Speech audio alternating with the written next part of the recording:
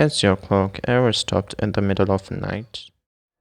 Last year on October, when life was already very tough for me, something really strange happened that has stayed with me to this very day.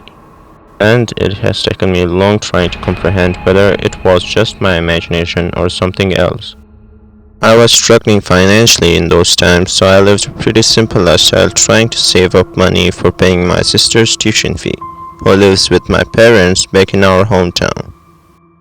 For this, I had ended up living in a tiny house that belonged to my friend's deceased grandparents and selling almost all my furniture except for some items that were too old to be sold, like an antique standing clock left behind by the old couple that lived there. Before handing me this house, my friend asked me to take good care of this clock because it was a memorial gift of his grandparents, and sometime later he will come to receive it. The house was pretty old. Sometimes at night I would hear creaking sounds, which I suppose were rats moving, but it was still bearable considering the fact that I was almost broke. It was a rainy day around the end of October, and for some odd reason I had coffee running through my body the whole day, although I didn't find myself unwell otherwise. I spent the day at the restaurant working as a waiter and kept feeling uneasy as I was literally shaking off cold fever and sweat.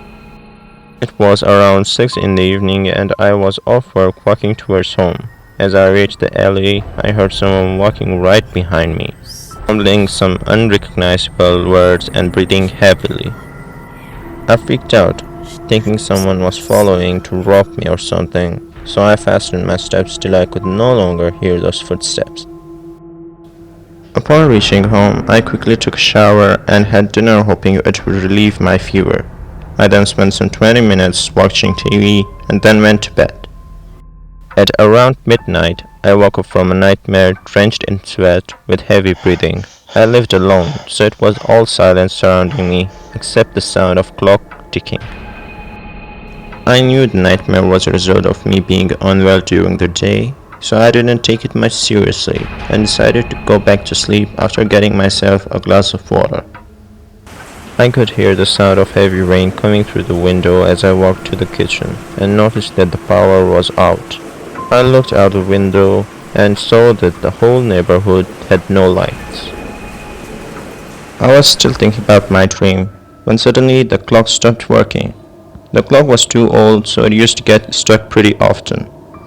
I thought maybe I should take a look before going to sleep. I checked the shelf in hope of finding something there to help me see clearly. Fortunately, I managed to grab a flashlight. I went to my bedroom to look into the clock. After a few minutes, when I was still busy fixing it, I felt a sudden chill down my spine and didn't think much about it as it was already near winter. And on top of that, I had fever the previous day. I continued.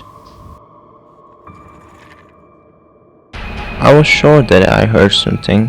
Hesitatingly, when I turned around, I found nothing, and assumed with all the things that happened during the day, maybe it was just my imagination. About 2 minutes later, I heard another sound louder than the one before. It felt like something approaching me. This time around, when I turned, I noticed something unusually different. It was the chair which was placed under the studying desk, facing straight to my direction. I began trembling and fearing the worst outcome possible, similar to what happened in the alley. I then turned my face towards the wall to calm myself down and to get my mind off this negative feeling. Then the third time, the sound got even closer. I didn't know what to do. I started to take deep breaths, covered my ears, and reminded myself again and again, I'm certainly hearing things, I said, until I gathered enough courage to turn around once more. To my horror, I saw the chair 2 feet away from me and some shady figure sitting there.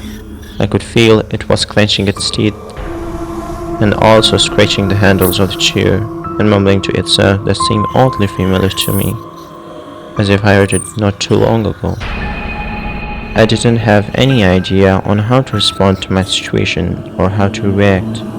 I had squeezed my back to the wall, covering my mouth, and then this thing stood up and got closer with each second. Without knowing what to do, I made a run for it, but because of my bad luck that day, I slipped on top of my face and fainted while that thing reached out close to me. And the last thing I remember, me waking up at the morning and feeling relieved that it was just another bad dream, then realizing that the chair was right at the same spot, like last night. But what makes me more shocked is that the clock started working on its own. It felt like it got repaired by itself, or through something